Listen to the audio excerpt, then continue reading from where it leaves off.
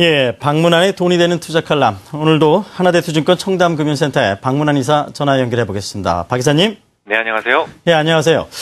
이 달러가 좀 급격하게 약세를 보이다가 원달러 대비요. 조금 하락이 진정되는 것 같은데 앞으로의 달러 움직임은 어떻게 전개될 것으로 보시는지요? 네, 오늘은 그 미국 경제 지표 중에서 뭐 어지간한 거 다 박살나도 요거 하나만 괜찮으면 용서가 된다라는 게 있죠. 소매 판매. 그게 좋았습니다. 그래서 달러가 오늘은 강세를 보이고 있는데 최근 추세적으로 달러는 계속 약세를 보여왔었습니다.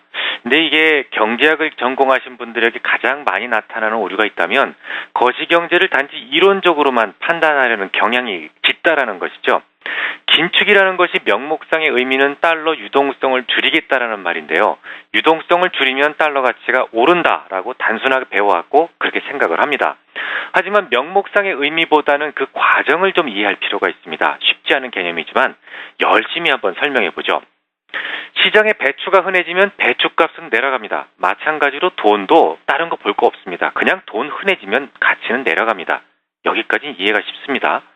돈을 흔하게 만들겠다는 의지가 바로 양적 완화입니다. 돈을 찍어서 풀면 돈 가치가 흔해지고 달러화 가치가 하락하겠죠.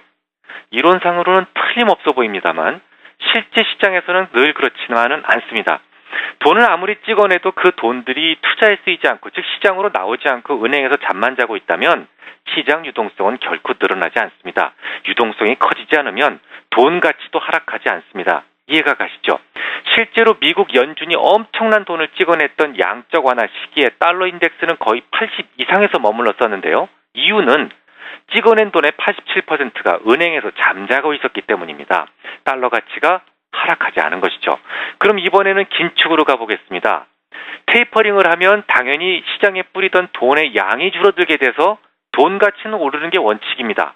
여기까지는 맞습니다. 하지만 그것은 어디까지나 이론상 그렇다는 것이고 실제로는 그렇지 않을 때가 더 많습니다. 간단하게 생각해서 연준이 굳이 긴축을 하겠다는 이유가 뭔가요? 시장 유동성이 줄어드는데도 긴축을 할까요? 그렇진 않죠. 유동성이 팽창하려는 조짐을 보일 때 긴축을 시도하는 겁니다. 그러니까 긴축이라는 단어에 얽매이셔서는 안 되겠습니다. 지금은 긴축에도 불구하고 시장에서는 은행에서 잠자고 있던 달러가 기어 나오기 시작한 시기입니다. 이 부분에 대해서는 얼마 전 상업용 대출 증가 소식을 통해서 입증해드렸습니다.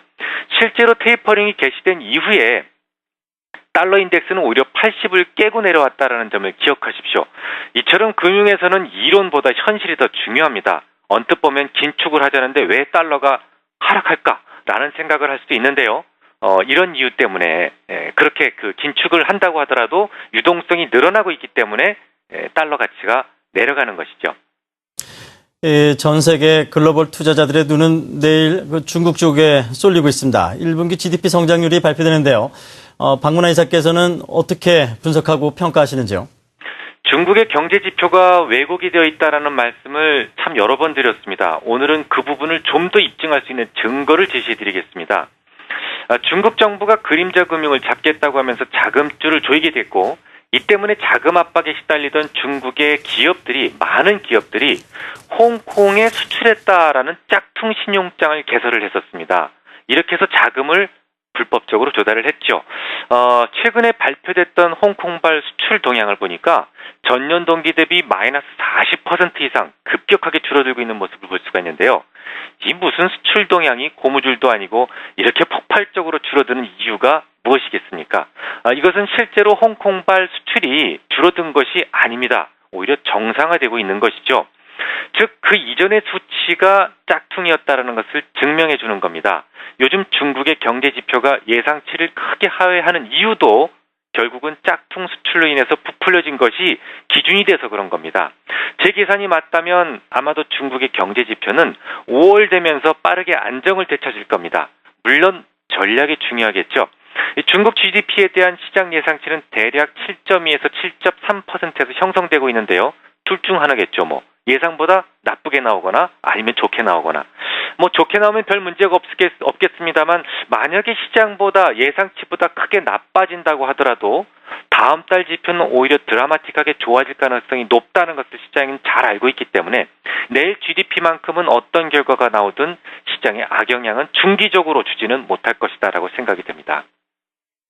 재밌네요. 예, 도움 말씀 감사합니다.